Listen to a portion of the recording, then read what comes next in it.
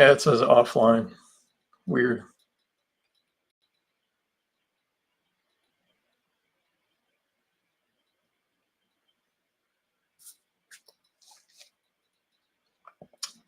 I'll have to dig into it at some point. Well, we are where we are tonight. I'll try not to let it distract me too much, but I'll be thinking about it this whole time. Not gonna lie.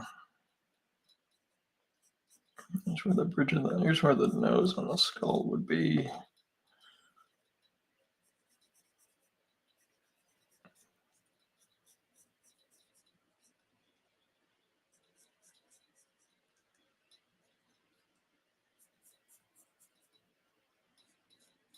I tend to simplify the shapes on the nose. Some people don't like how I do that, but it's the only way I'm able to do it from different angles and have it be like consistent nostril shapes and things like that. So,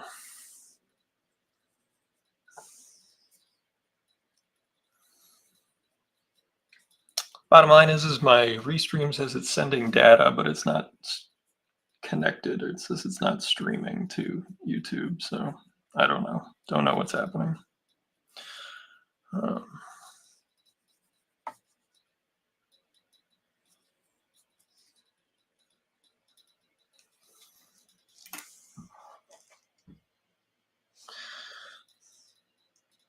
I just like the hand lettering. I think that when you look at something that's hand lettered, um, the art and the lettering work together because they're by the same hand. And it doesn't look like the lettering is just sitting on top of the artwork. It looks like it's part of the artwork. So, you know, that's why I went in that direction with my stuff, and I'll continue to go in that direction. Might make it look less, flashy, but I'm not trying to make, 1990s image comics.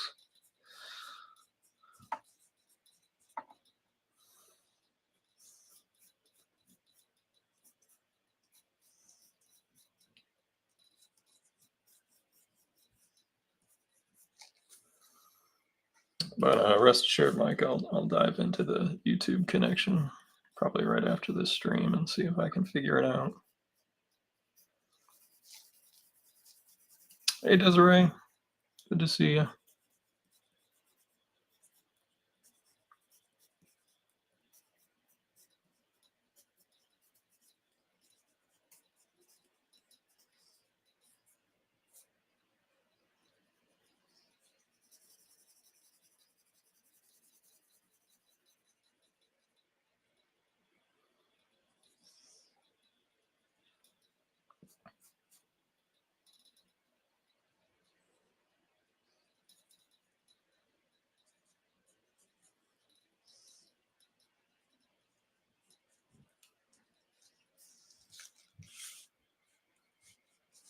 More pouches and just like the slickest ink lines that you can imagine.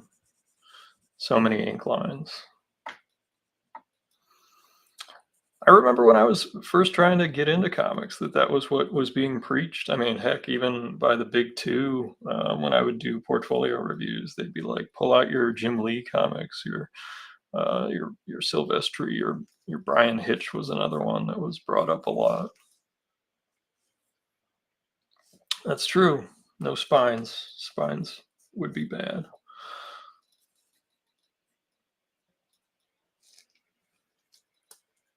Lots of ink, lots of decorative lines, just decorative lines. Um, and it's interesting because some of the influences from them went the other direction completely. Like Michael Golden was such an influence on all those guys, and he actually went more simple, fewer lines, spotting a black ink throughout the pieces to define the three dimensionality.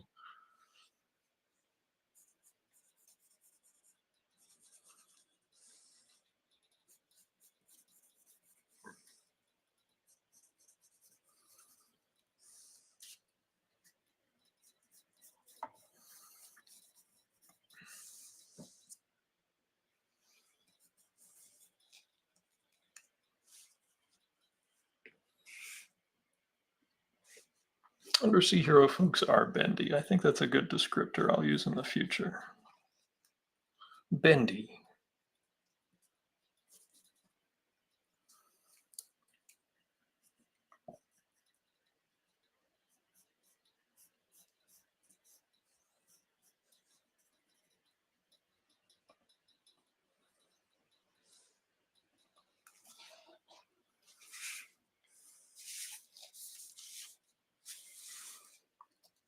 We're just going to keep running right across the top of the page here.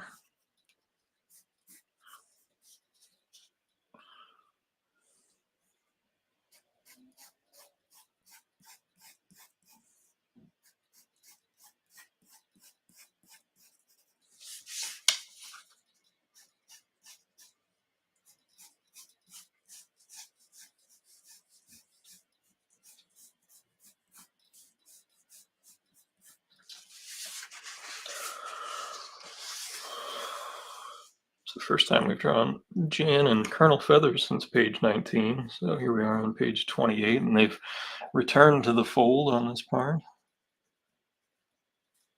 So we need to make sure we have enough room to be able to see both characters. On Jan in the foreground driving the boat. There's our little.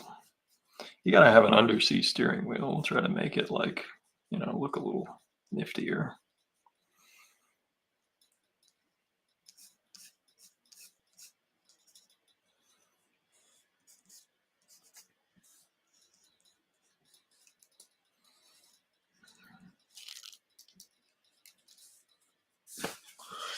Thank you. Yeah, we try to have a very organic flowiness to the whole thing. We are underwater after all.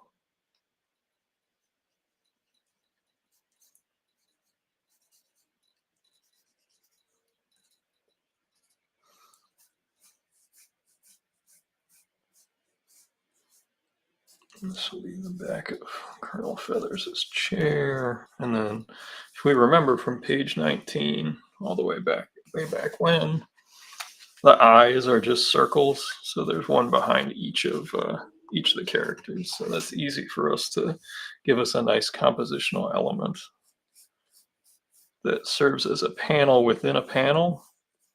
And like, because Jan's in front of it and Colonel Feathers is just a little bit in front of it, it does a good job of dividing things up and giving us a lot of layers in this one little panel. So there's a lot deeper space than you might think in it.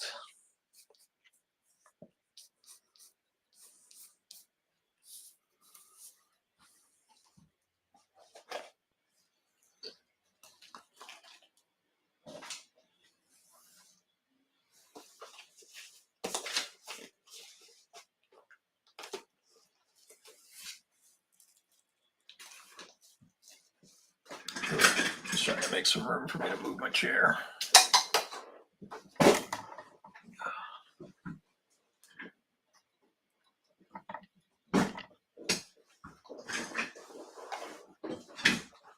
There we go.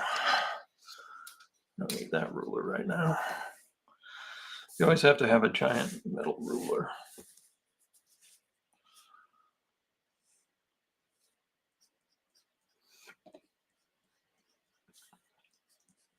See, these little panels are just no more than squiggles, so I actually have to go in and make those creative decisions to figure out what's going on.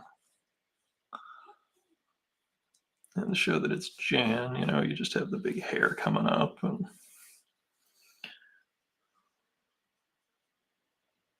it also gives us another sense of motion. So like everything is going like this along with the flow.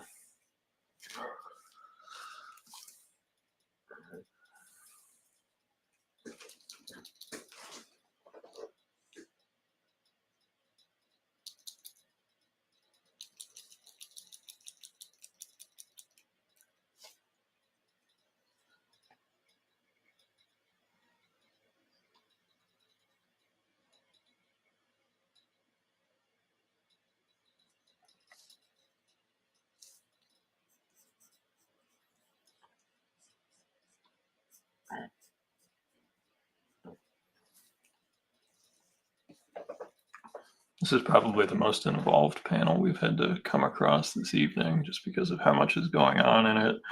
Got two full characters in this little box that we're trying to flesh out.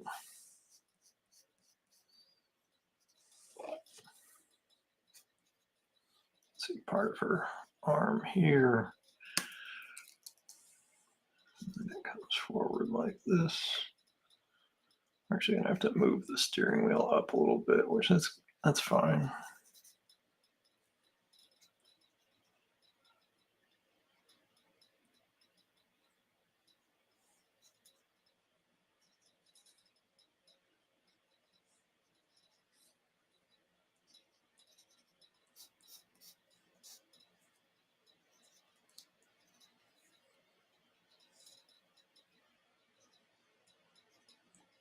Two different angles of hands that we're having to have in the same spot. So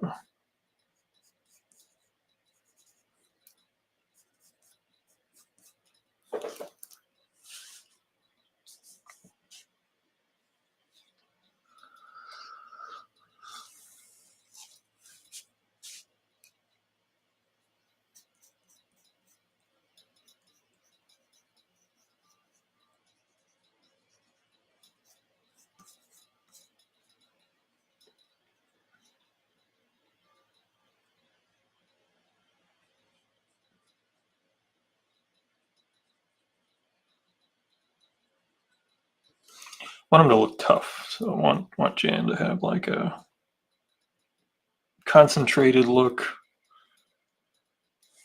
kind of angry, but not like not energetic, like a relaxed but angry. I don't know.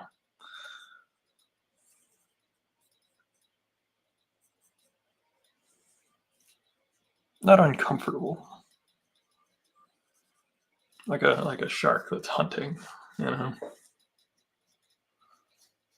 There's an intensity, but it doesn't seem to be straining.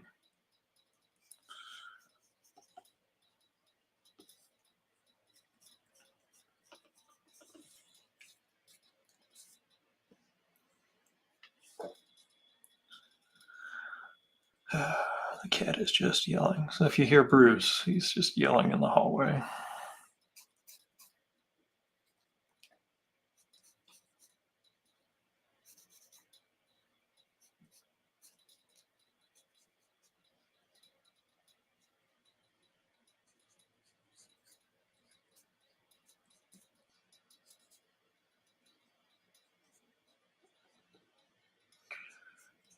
Colonel Feathers is always fun to draw.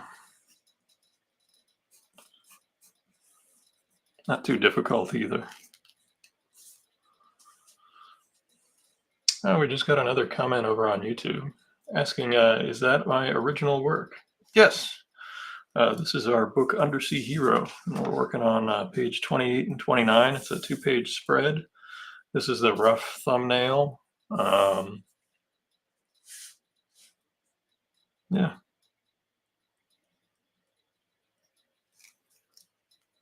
Thanks very much, Mario.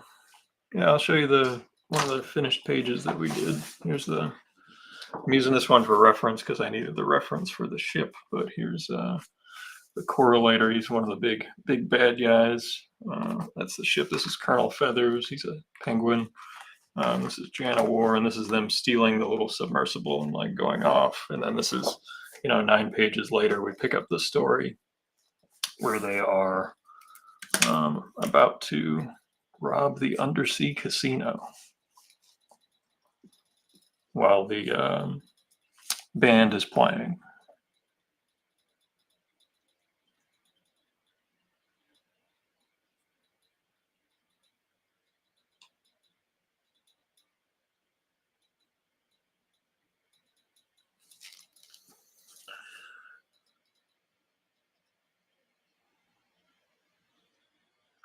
Mario says drawing is his passion. Very cool. Hey, Brian. Good to see you.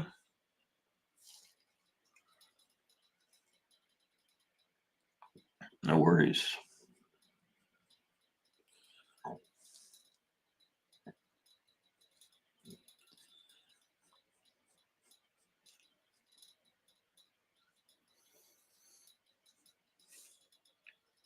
everybody's having a good week.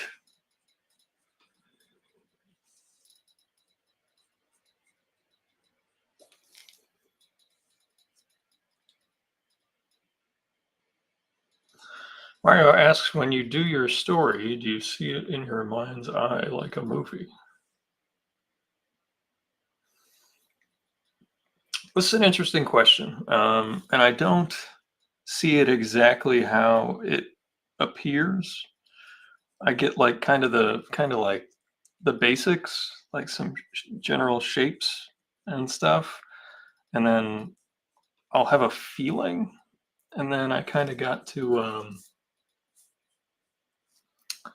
uh, have the confidence that day to look at something as like squiggly as this and have the confidence to know that I can turn it into what I want to turn it into. And this week I struggled a little bit with that, but today we're doing better. Um, but I have friends who see the picture exactly and they're chasing, like tracing the picture in their mind. And then I have another friend who doesn't see anything when he's drawing. He just has a feeling. And I tend to be somewhere in the middle in between where I'll have like part of an image or a camera angle or something that I then am like fleshing out. And it's like building up clay. Like as you can see, I'm a very messy when I'm penciling. It's all kinds of construction lines. Um,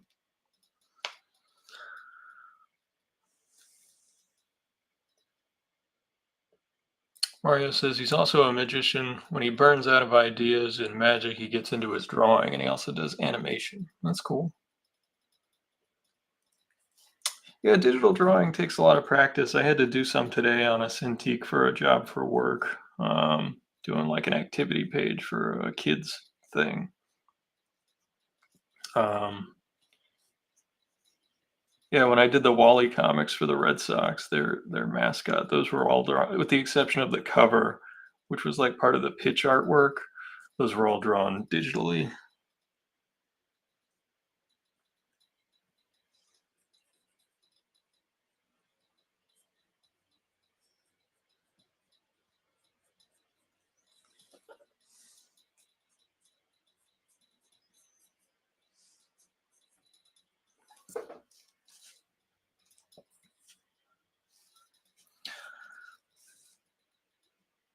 But I still prefer just this regular old pen, pencil, and paper drawing. It's always how I'm gonna be. I actually prefer coloring even this way with like watercolors, but like the industry standard moved to digital, you know, 30 years ago now. So if you want anything that looks, it's easier for people to get into stuff that has that look to it. As I've found, it's definitely easier for people to check it out if you color it a certain way. The coloring, the packaging, the lettering, it all kind of has to go in the same direction. But I prefer hand lettering. Like I've been doing some little shorts, just hand lettering when I'm, needing a break from things.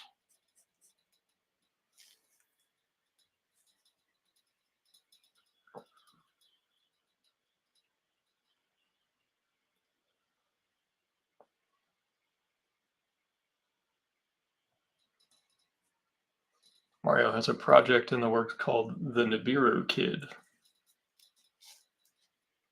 Very cool, man. I hope it crosses the finish line and, as they say, does gangbusters.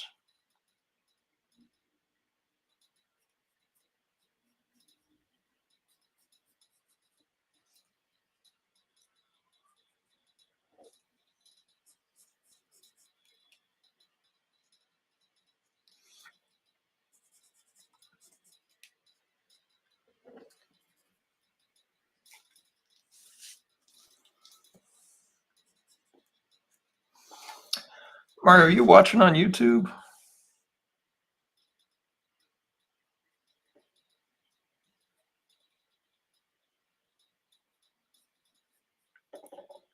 I had some folks tell me it wasn't working over there before. I don't know if it caught up or something.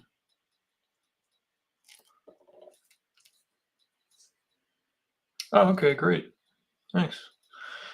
Yeah, so Michael, if you want to watch on YouTube, it's working now. Mario says he prefers pencil. What's my favorite, regular pencils or mechanical ones? Um, I've switched to mechanical a number of years ago just because it was a huge time saver. Having to sharpen pencils is just a time suck. It's like you wouldn't think about it, but like the number of hours you spend grinding away on those things. Um, and when you're trying to do comics at a like production pace, all those little things add up. Even when I use ink brush, I switch to brush pens because um, the time going back and forth to the inkwell was like just exponentially longer than I had ever imagined when I started using the new tools. Like I use a uh, where is it? I'm not sure where it is. I think I was working today, and everybody knows I break out my brush pen, and I'll ink with this, but it's got a great brush tip. It works just as well as any brush I've ever used of any kind. So I highly recommend them to anybody that likes to use a brush pen or a brush.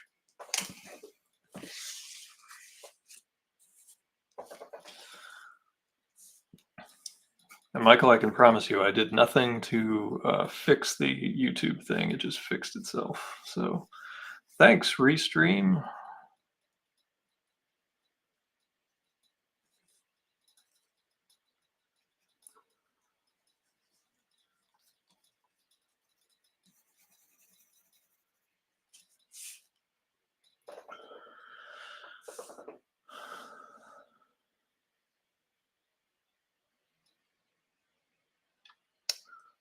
Loves his regular pencil, the Da Vinci Point pencil tip.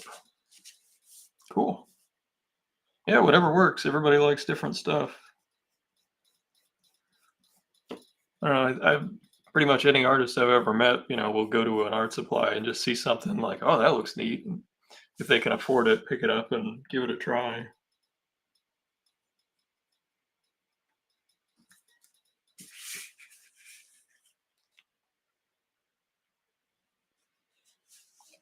Yeah, I know the long. You can use a knife or whatever to get that.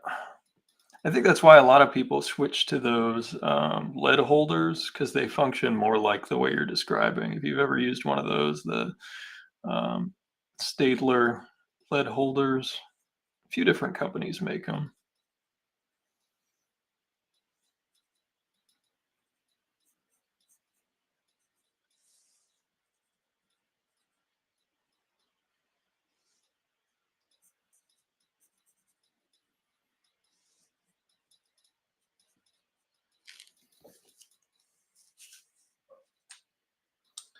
Sharpie pens for inking? No, the I use like I said the brush pen that I showed you. I'll use these pit pens. I think they work nice, but Sharpies will actually bleed through your paper, and they're not light fast. Like they will fade fairly quickly. And I'll use these pocket another type of Kuretake product, but they're good pens. Um, Already starting to get tired. It's 9 o'clock. You remember when I used to be able to just do this thing until 10 o'clock? I've been having to get up so early lately that like I just get so tired so much earlier in the evening now. Right now, I just have to chunk this out and try to at least get our tubes in, as I've always described the tubes and cubes method. If I can at least get our proportions and our cubes in. Hey Mario, yeah, I will check them out. I'll check out your channel. I check out drawing channels all the time.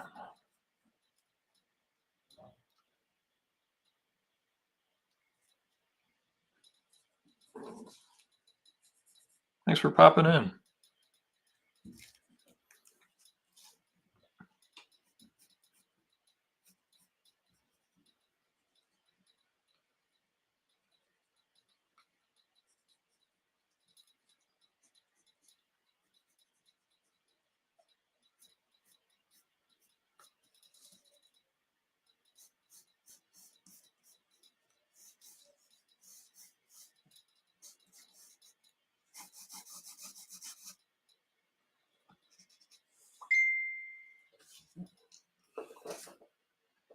Ugh.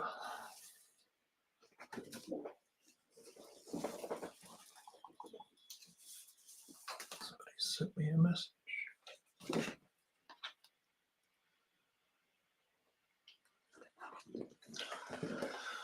I guess somebody tried to call me and my inbox is full.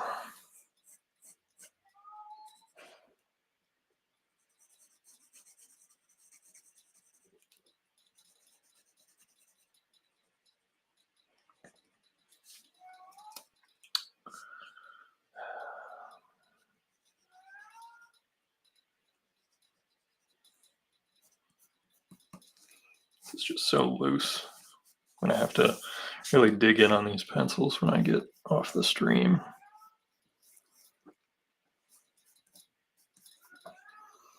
I think we can actually, because of how much is on here, we can probably just black this out. Black this out. I've got a nice wedge shape mixed in there.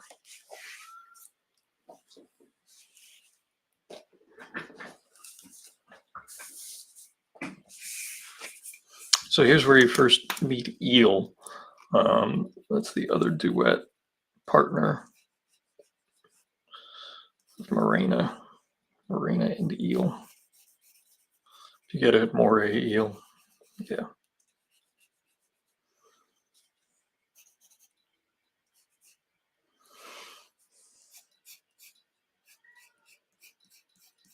I just thought a singing moray eel was funny.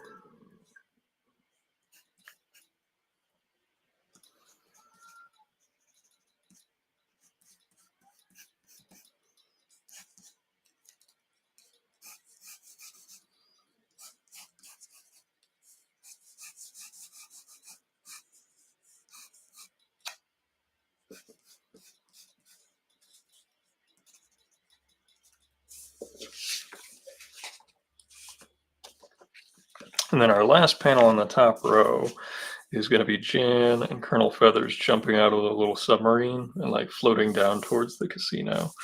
And, we have that panel, and you're not really going to know where they're at until you get to this panel where it's a silhouette, but we have the big casino sign that we showed earlier in the book that was at that street corner. It's actually in issue 0. So if anybody has issue 0, you can flip to where you first get to the Undersea Casino, and there's a little sign.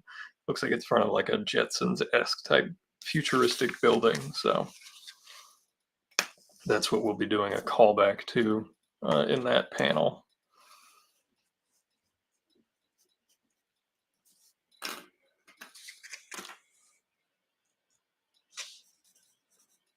But eel is just what you would think. He's a big green moray eel, and he likes to sing old standard tunes.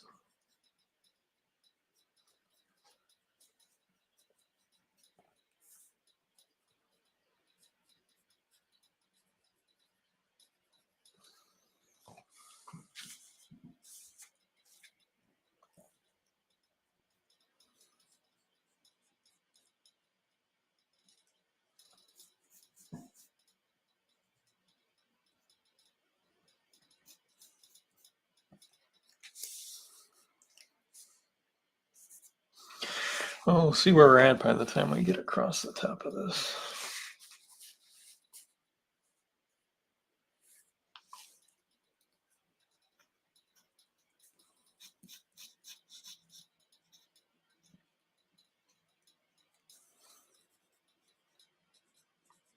If you've ever seen a moray eel at a An aquarium, you'll notice that you can only see like some of their teeth, but they do have lots of teeth.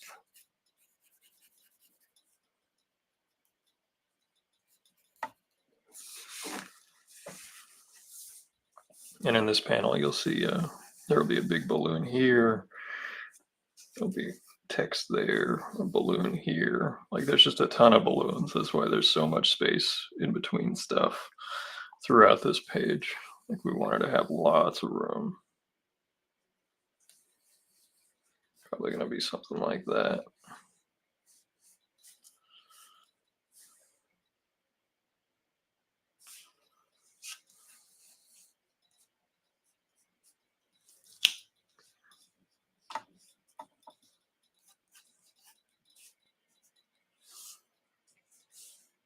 One of the balloons was here, and then another one down here. Planning the balloons for reading order is just so important. And on a 2-page spread that's not just a giant pinup, it's vital, because that is what's going to help pull your eye across as you're reading. And there's a ton of text on these 2 pages, and I granted, I just the story at this point, I wanted a musical number and it needed a lot of text. So and what that also does is it slows down the reading process. Some people find that frustrating, but like for this particular scene, it really needed it.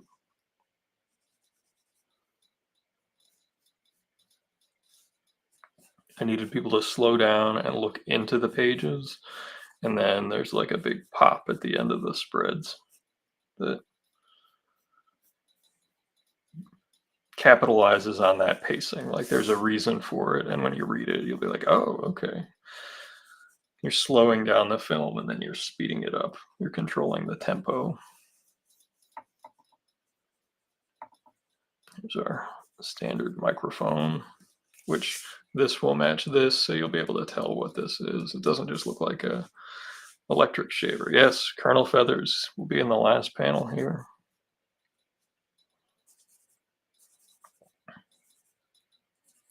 Like I said, next time we get together, I'll be happy to draw her the kernel feathers.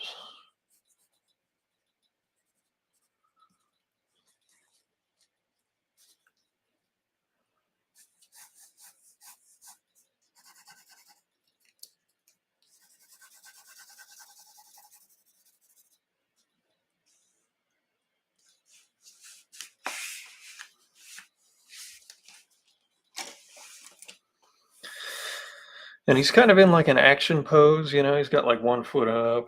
As actiony as a penguin underwater wearing a scuba tank can be drawn. So we'll draw kernel feathers, and then that might be it for the evening. I'm getting quite tired. And then now I have messages I have to return. Love doing that.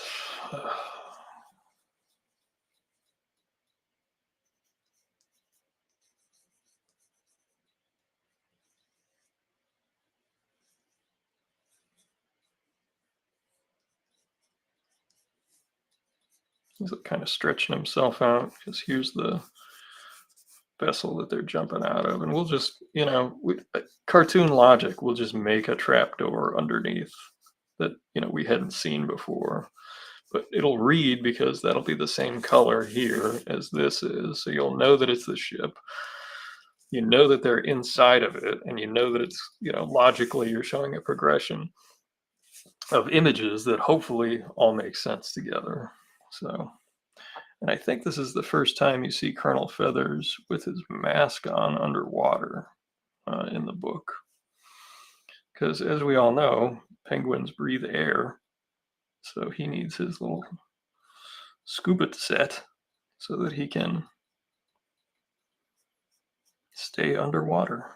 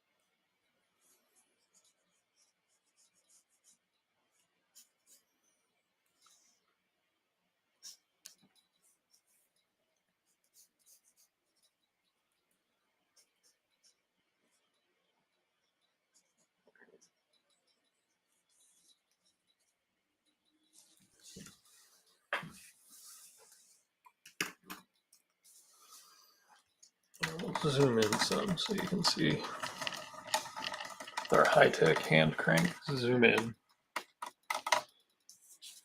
There we go. So we can better see the kernel feathers process. From here, you may not be able to see his pupils, but it's okay. Now, one would think that I would have designed a mask that would fit around his beak or whatever. Early on, I decided that didn't matter to me. I wanted it to look like the old 1960s Jacques Cousteau masks that were just an oval. And I just don't explain how it goes over his head. I just draw it that way, and then I let it be, incorrect if somebody wants to say that it doesn't wrap around his head or something. Like, if we want to talk about the physics of a scuba suit on a penguin, I'm here for it, but I'm not going to lose any sleep over it.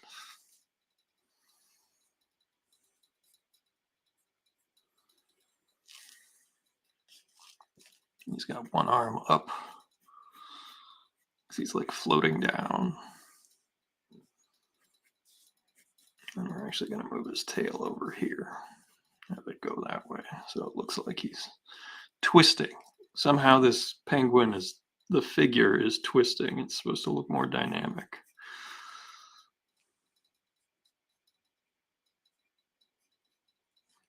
There's one foot, and then we draw the other foot sticking up for some reason. Just to make it more interesting to look at. And then this arm is going back. And then the straps of his scuba suit cross in the front. But then because of this angle, they're going to cut back up. So they're going to come down and then up like that.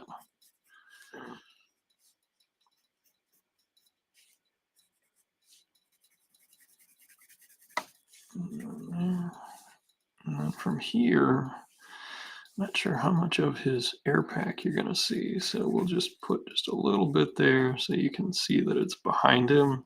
And it'll probably, it would probably go up higher like that.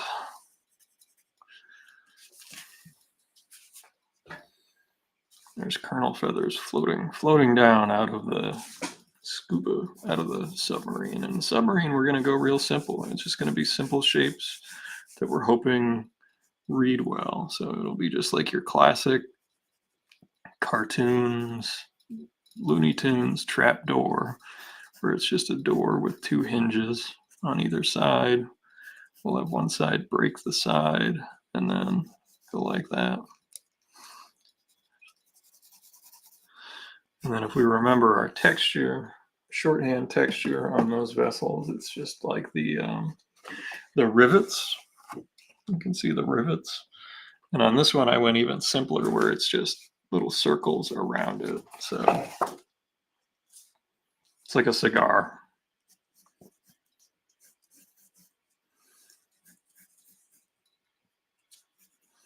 And then, we'll put the rivets in.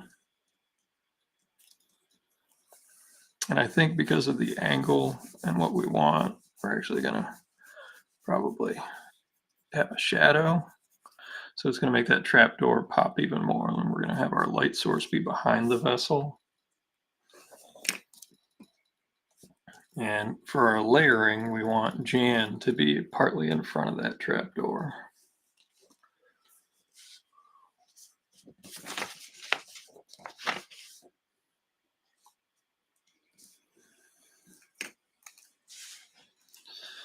So we'll put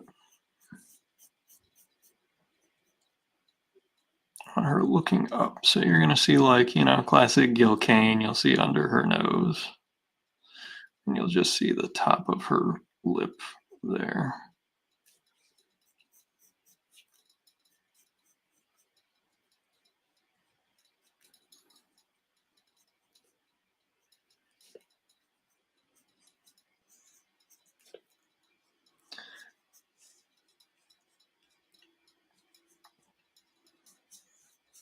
And we can draw our hair wrapping back and around. Actually, I think it's going to have to, because her hair is so long, we can't go this direction. We actually have to go this way and then have it wrap up like that, like as if it's swirling from out of the thing.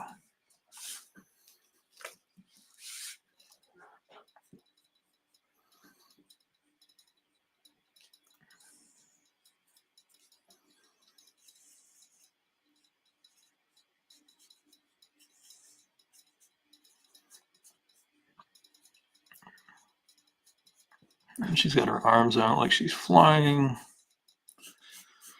because underwater, there's no gravity. So there's her rib cage, pectoral muscles. Since her arms are out, they're actually going to be like that.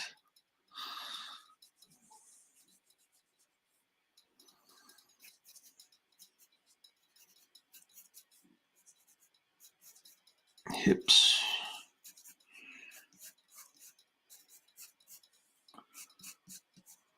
Like that. So.